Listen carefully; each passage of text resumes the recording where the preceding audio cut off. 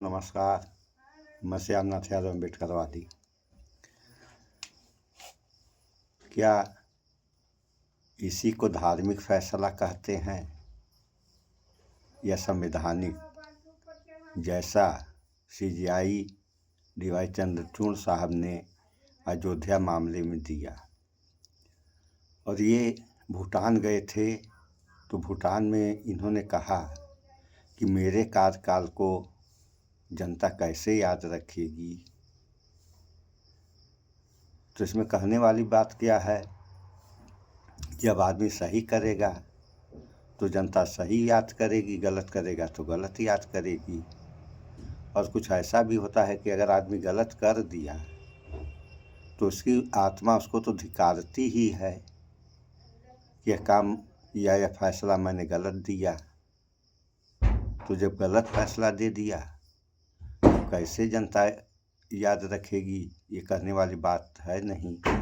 ये तो जो फैसला दिया वो खुद ब खुद जानता है।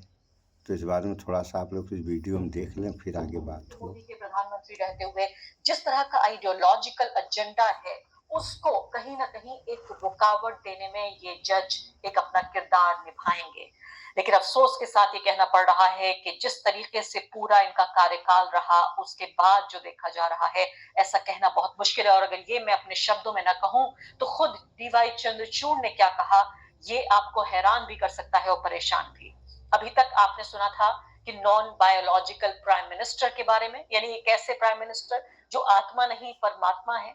अब non biological chief justice of India के बारे में भी सुनिए, जिन्होंने हाल ही में एक कार्यक्रम में एक भाषण देते हुए कहा कि जो अयोध्या का उनका जजमेंट उन्होंने दिया, जो 5 जजों की खंडपीठ जिसमें शामिल थी, उसमें उनको एक देवीय शक्ति या एक तरह की दैवीय एक संदेश उनको हासिल हुआ, जिसके जरिए उनको ये पता चला कि फैसला क्या देना है। आइए पहले उनको सुन लेते हैं। भारताचा सरन्यायाधीश झालो, कित्येक वेळा काम करताना असं होतं बघा कोर्टात की याचा पर्याय काय आहे, याचा सोल्युशन काय आहे हे सुचत नाही आपल्याला. जेव्हा मी अयोध्येचं काम माझ्या पुढे आलं होतं, आणखी आम्ही 3 महिने अयोध्येच्या कामावर आम्ही विचार करत होतो. म्हणजे शेकडो वर्ष ज्याला कोणी सोल्युशन मानलं नाही ते काम आमच्या पुढे आलं होतं. आणि त्यावेळेला एक असं झालं ते काम चालूच असताना की ह्याच्यात मार्ग कसा शोधायचा आम्हाला कोणालाही माहिती नव्हतं. ह्याच्यात मार्ग कसा शोधता येईल. त्यावेळेला मी आपल्या दररोजच्या दैनंदिन जीवनात माझी जी पूजा करतो तेव्हा मी देवांच्या पुढे भगवंतांच्या पुढे मी बसतो तिथे आणि मी त्यांना सांगितलं ह्याच्यात मार्ग तुम्हीच शोधून द्या. इस भाषण का हिस्सा जो आपने सुना उसमें साफ तौर पर कह रहे हैं चंद्रचूड़ जी, वो कह रहे हैं कि अक्सर ऐसा होता है कि हमें जब फैसला करना होता है महत्वपूर्ण मुद्दों पर, तो हम एक फैसले पर या एक सोल्यूशन पर, एक हल पर नहीं पहुंच पाते। और कभी कभी ऐसा ही मेरे साथ हुआ अयोध्या के मामले में, जिसमें मेरे सामने 3 महीने तक ये मामला अटका रहा पड़ा हुआ था। और उसके बाद मैं एक देवी के सामने मैं बैठा वहां भगवान के सामने, और उन्होंने मुझे बताया कि इसका हल क्या होना चाहिए। अब जी जो चंद्रचूड़ जी हैं उनको इंसाफ की किताब नहीं बल्कि किसी दैवीय शक्ति के जरिए ये पता चला कि आखिर ये फैसला उनको क्या करना है, और उस फैसले की सुनवाई में किस तरफ जो इंसाफ की देवी का, जो मैंने आपको बताया कि ये जो तराजू तो उसके पास भी था पुरानी देवी के पास और इस नई देवी के पास भी तराजू है, इस तराजू में किस तरफ ये तराजू झुकेगी ये उनको इस संदेश से ये पता चला। यहाँ पर सिद्धार्थ वरदराजन द वायर के फार्मिंग एडिटर अपने आर्टिकल में या द वायर पर लिखते हैं कि ऐसा लगता है कि इसी दैवीय संदेश के मुताबिक न सिर्फ के डीवाई चंद्रचूड़ को बल्कि 5 जो अलग अलग जज हैं उन सबको भी पता चला कि आखिर क्या करना है। देवी ने ही ये बताया कि क्या करना चाहिए। उन्होंने कहा कि जो CJI chief justice of India थे रंजन गोगोई, उनको भगवान ने ही राज्यसभा की सदस्यता दिलाई। आगे बढ़ते हैं, वो कहते हैं कि इसके अलावा 2 और जज जो थे वो उसके बाद चीफ जस्टिस ऑफ इंडिया के पदों पर बैठे। इनके बाद गोगोई साहब के बाद ये भी ऐसा लगता है कि भगवान को कोई संदेश था कोई। इसके बाद उन्होंने कहा बाकी जो 2 जज बचे 5 में से, उनमें से एक को गवर्नर बनाया गया रिटायरमेंट के बाद, और आखिरी जो बच गए थे उनको national company law appellate tribunal यानी कि एनसीएलएटी का अध्यक्ष उनको बनाया गया। ऐसा लगता है कि ये सारे संदेश भगवान की तरफ से आए थे। जाहिर है ये मजाक है, चुटकुले के तौर पर, लेकिन एक ऐसा चुटकुला, एक ऐसा मजाक जिसमें एक गंभीरता छिपी हुई है। जो बात आप सीधे शब्दों में नहीं कह पा रहे हैं, वो व्यंग के ज़रिए सिद्धार्थ वदराजन यहाँ कहने की कोशिश कर रहे हैं। उन्होंने बहुत ही, मैं कहूँगी, ज़बरदस्त और बहुत बहादुरी से भरा हुआ ये वीडियो भी जो आपको सामने दिख रहा है, ये भी उन्होंने वायर पर ही आपको मिल जाएगा, उसको ज़रूर सुनिए। इसके अलावा कुछ जो पक्ष हैं इस पूरे आर्टिकल के, इसके अलावा जो चीज़ उभर कर आ रही है आपके सामने, मैं ये भी लेकर आऊँगी कि डी.वाई. चंद्रचूड़ की विरासत को हम किस तरह से देखेंगे। लेकिन उससे पहले ये जो उन्होंने कहा है कि दैवीय शक्ति के तौर पर मुझे इस बात का अंदाजा हुआ कि मुझे फैसला क्या करना है। यहाँ साफ तौर पे पता चल रहा है कि भगवान के इशारे पे जो फैसला किया, क्या कानून की किताब के साथ उन्होंने उसको नजर में रखते हुए ये फैसला नहीं किया, और क्या उनको भगवान ने ये कहा कि ये जो जमीन है जिसके ऊपर कई दशकों से मुकदमा चल रहा था, ये उस जगह पर जो जमीन थी जहां 500 साल से ज्यादा एक मस्जिद खड़ी रही, और उस मस्जिद को किस तरह से जो अतिवादी लोग थे, हिंसक भीड़ थी, भगवा हिंसक भीड़, उसने 1992 में उस मस्जिद को गिरा दिया था, ढा दिया था। और आपको मालूम है कि सिर्फ मस्जिद नहीं ढाई थी, भारत का जो पूरा सेक्युलर और धर्मनिरपेक्ष जो ढांचा था उसको ढा दिया गया था। इसके बाद किस तरह की तबाही आई थी ये भी आपको पता है। आपकी ये पत्रकार, आपकी ये रिपोर्टर उस तबाही की चश्मदीद गवाह है, चश्मदीद गवाह होने के साथ साथ भुक्तभोगी भी है। और मेरी तरह के ऐसे हजारों लाखों लोग हैं। आपको मालूम है कि मस्जिद गिरने के बाद किस तरह से सैकड़ों लोगों की हत्या हुई थी दंगों में, और इसके अलावा हजारों लाखों लोग बेघर हो गए थे। भारत को वापस उसी सामाजिक ताने बाने को बुनने में कई दशक लग गए, या फिर ये कहना भी गलत नहीं होगा कि कभी उसको वापस बुन नहीं पाए।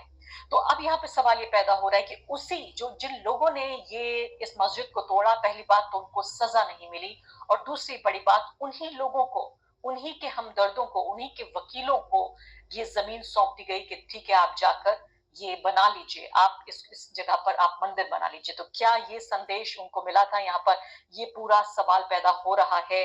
और एक तरह से क्या जो मस्जिद के लिए जमीन देकर एक तरह की रहम की भीख जो अदालत ने दी, क्या ये भी कोई आसमानी फरमान था, या कि ये भी कोई आसमानी इंसाफ किया गया था जिसके जरिए उनको अलग टुकड़ा दिया गया? दूसरा सवाल क्या पैदा होता है यहाँ पर, वो ये कि क्या चीफ जस्टिस ऑफ इंडिया, या मैं कहूंगी अदालतों, जो जजों का ये पूरा समूह था, ये खंडपीठ थी, क्या इन्होंने इस तरह का एक फैसला देने के बाद, अयोध्या के बाद, क्या वाकई एक तरह का एक मैं कहूंगी एक ऐसा बॉक्स खोल दिया, एक ऐसा नया नया एक शगुफा छोड़ दिया, जिसमें अब इसी तरह के अतिवादी जो संगठन है, वो भारत की 1 2 4 नहीं, उनकी नजर में, उनका अगर लिस्ट आप आरएसएस का देखें तो सैकड़ों की तादाद में मस्जिदें हैं जिन पर वो अपना दावा ठोक रहे हैं। और ये सीधे तौर पर जो 1991 का प्लेसेस ऑफ वर्शिप एक्ट है, जो ये कहता है कि 15 अगस्त 1947 के वक्त से जिस धर्मस्थल का जो स्थान है वो वही बना रहेगा, उसका जो स्टेटस है वो वही बना रहेगा, उसको पूरे तरीके से तोड़ दिया गया और एक नई तरह की राजनीति का आगाज हो गया। इसके अलावा सिद्धार्थ वदराजन ये भी याद दिला सुन लिया आप लोगों ने, ये हाल है पढ़े लिखे लोगों का, जो पद संभालते हैं तो पद संभालने के पहले संविधान की कसम खाते हैं और फैसला दे रहे हैं दैवी शक्ति के आधार पर या भगवान के कहने के अनुसार। तो ये बात ये नहीं समझ में आई क्या कि दैवी शक्तियाँ इन्हीं लोगों के पास क्यों आती हैं, पूरे पब्लिक के पास क्यों नहीं जाती? इसी तो ये तो पढ़े लिखे लोग हैं, और लगभग जहाँ तक हमारा अनुमान है ये पूरे भारत की कहानी है कि कुछ तांत्रिक लोग होते हैं, और इधर उत्तर प्रदेश खासतौर से पूर्वांचल में एक तांत्रिक ऐसे होते हैं जिन्हें सोखा कहा जाता है, और कोई पीड़ित आदमी के यहाँ पहुँच जाता है तो ये बैठ जाते हैं, स्थान बनाए रहते हैं और फोटो वगैरह रखे रहते हैं देवी देवताओं का, तो वहीं बैठ जाते हैं। उसके बाद जो है इनके यहाँ देवी खुद आ जाती हैं, ऐसा भी देखने में आता है। तो ये नहीं बात समझ में आई कि इन लोगों के पास देवियाँ आ रही हैं तो अन्य लोगों के पास क्यों नहीं आ रही हैं, ये क्या है या क्या हो रहा है? इसी तरीके से प्रधानमंत्री ने कहा कि मैं पैदा नहीं हुआ हूँ, अवतार लिया हूँ, और उसी तरीके से अब इनकी कहानी शुरू हो गई कि ये संविधान के तहत फैसला दे रहे हैं, संविधान के तहत अगर फैसला देते तो उनको ये कहने की क्या ज़रूरत थी कि मुझे दैवी शक्ति के द्वारा मालूम हुआ, उसके बाद मैंने फैसला दिया। तो फैसला तो जो देना था सो दे दिए, तो अब कहने की क्या ज़रूरत थी इनको कि मैंने इस तरीके से फैसला दिया। और जब कह दिए तो बात तूल पकड़ेगी ही, जैसे तूल पकड़ ली।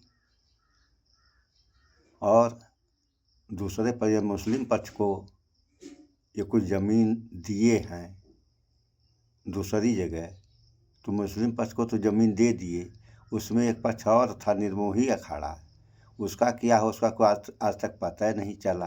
क्यों नहीं पता चला? उसका भी तो पता चलना चाहिए था कि उसमें पक्ष 3 थे, 2 का मालूम हुआ, तीसरे का पता ही नहीं चला।